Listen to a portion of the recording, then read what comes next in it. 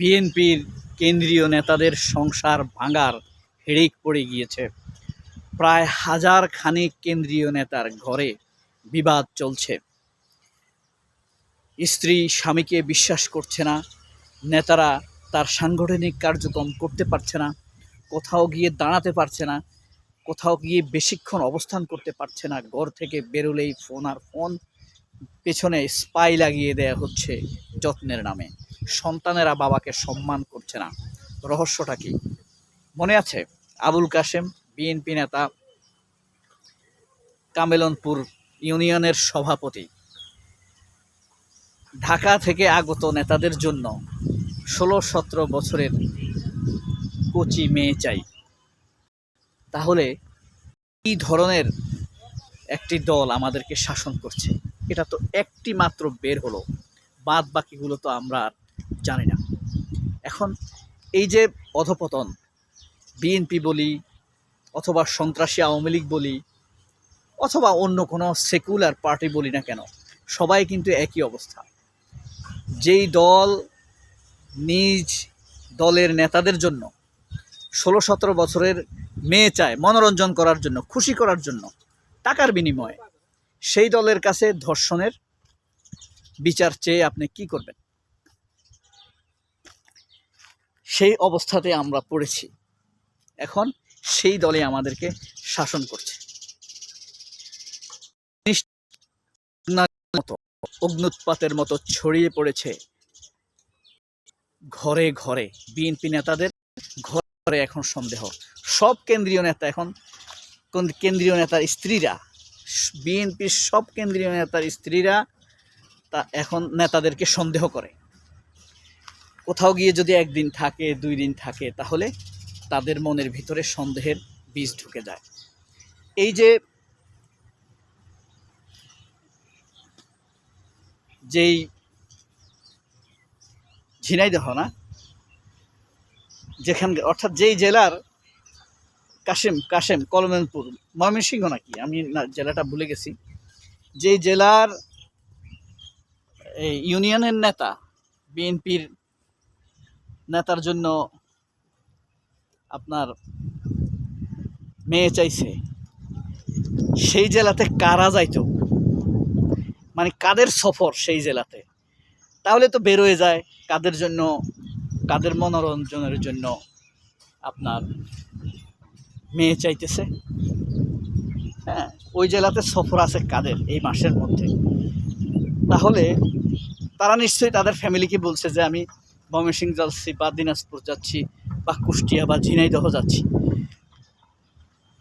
বলছে না? এখন এই বলার পরেই তাদের স্ত্রীরা তো জেনে গেছে তারা যেই জেলায় যেত সেই জেলায় তাদের মনোরঞ্জনের জন্য 16-17 বছরের মেয়ে চাইছে। মেয়ে না পাওয়া যায় নাই, যদি না পাওয়া যায় তাহলে চাকরি প্রার্থী, পুলিশের চাকরিতে যারা লিখিত পরীক্ষায় টিকেছে, এরকম কোনো মেয়েকে তারা বাধ্য করবে মনোরঞ্জন করার জন্য নেতাকে। তাহলে পরিস্থিতি ডামাডোল, কোন দিকে গিয়েছে, কোন দিকে গড়াচ্ছে একটু ভাবেন আপনি। এরা ধর্ষণের বিচার করবে দেশে? এরা ন্যায় বিচার প্রতিষ্ঠা করবে? আপনি বুঝেন আর না বুঝেন, জানেন আর না জানেন, একটা মেয়ের জীবনে জন্ম থেকে মৃত্যু পর্যন্ত তার সবচাইতে মূল্যবান সম্পদ তার সতীত্ব। সেই জিনিসকে তারা খেলনায় রূপান্তরিত করেছে। আর এই বিএনপির কাছে আমরা চাইব ধর্ষণের বিচার। এটা কিন্তু শুধুমাত্র প্যাথেটিক না, হৃদয় বিতারকও বটে। যে কোনো প্যাথেটিক ইনসিডেন্ট বা অ্যাক্সিডেন্ট আমরা যাই দেখি না কেন, যা বলি না কেন বা যা করি, এটা আমাদের জন্য ভাবনার বিষয়।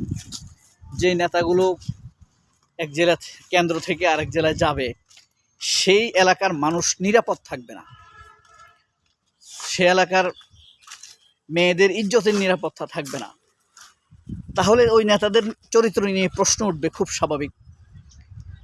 সেই নেতাদের কাছে যদি আমরা ধর্ষণের বিচার চাই, সে তো করতে পারবে না, তার নিজের চরিত্রটাই ঠিক নেই। এখন এই যে এদের চরিত্র ঠিক নাই, এদের স্ত্রীরা এই কারণে এদেরকে সন্দেহ করছে, এদের বাচ্চারা এদেরকে সম্মান করছে না। হ্যাঁ,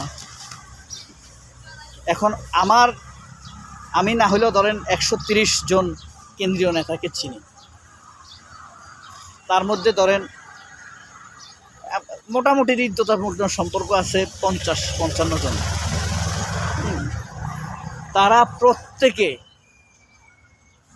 প্রত্যেকে আপনার বলছে যে স্ত্রী সন্দেহ করতেছে এই ভিডিও ফাঁস হওয়ার জন্য।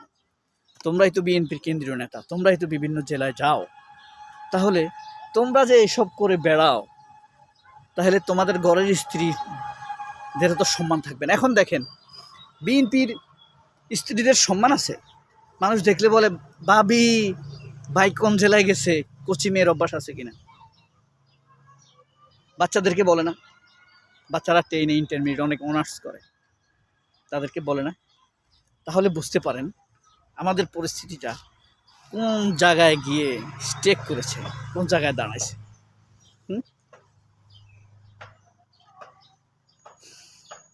ভাবতে অবাক লাগে কি অবলীলায় বলছে।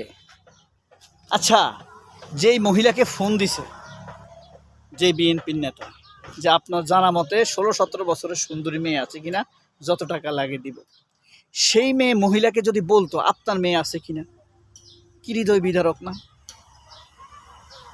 যে লোক ফোন দিছে তার মেয়ের কথা যদি কেউ বলতো, কেমন একটা ব্যাপার।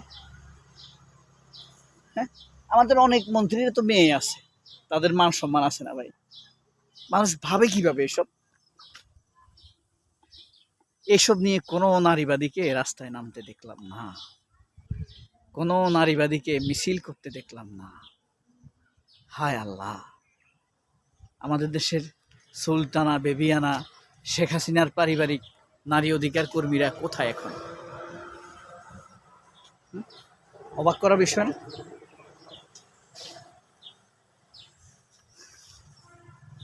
এই বাংলাদেশে আমরা আছি।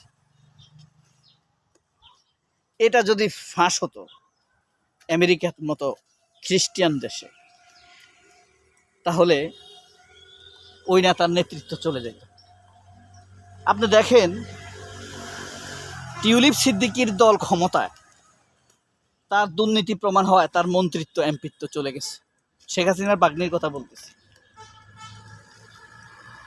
আমাদের দেশে ভিডিও সিন থাকা সত্ত্বেও এই যে ডাকসুতে হামলা করলো, তাদের ব্যাপারে কোনো হয়েছে, পদক্ষেপ নিছে স্বরাষ্ট্রমন্ত্রী। এই কারণে আরো সহিংসতা ঘটতেছে। স্বরাষ্ট্রমন্ত্রীকে হয় আল্লাহ হেদায়েত দান করুক, নয়তো ধ্বংস করে দেবে। সবাই অনেক ভালো থাকবেন। আল্লাহ হাফেজ। আসসালামু আলাইকুম।